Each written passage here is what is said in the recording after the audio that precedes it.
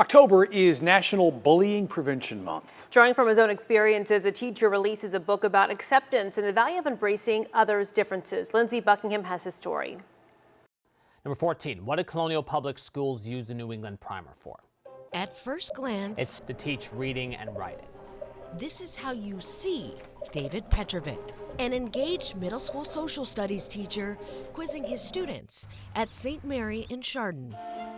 If you know him like we do, David is an accomplished theater actor, motivational speaker, and devoted autism advocate on a mission in his new book, See Me, to encourage people to embrace differences. See Me, the Invisible Autistic Boy, was inspired by my time in high school where I was being bullied and felt alone and felt like I didn't have a purpose. David's book, which he wrote and illustrated, takes readers on a journey to acceptance. Sharing my story of how I felt invisible until one day, an act of kindness begins to make me feel seen, and as each page goes on, more and more body parts are added to me.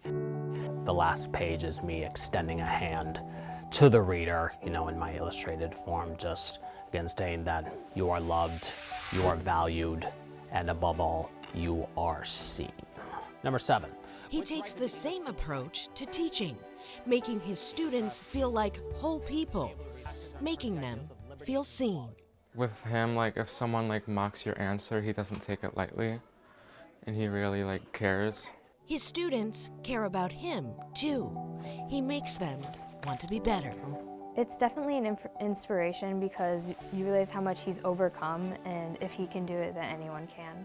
I think that's the part where having special needs and being a teacher actually comes into an advantage, because knowing that I learn differently. If I were a student, I would feel so safe in your classroom. Do you know what I mean by that? Because sometimes learning can be intimidating, right? That's what I always aspired to.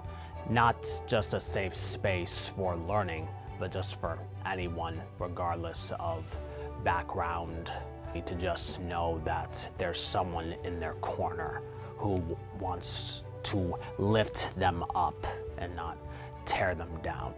The symbol of autism is a puzzle piece, representing the complexity of the spectrum.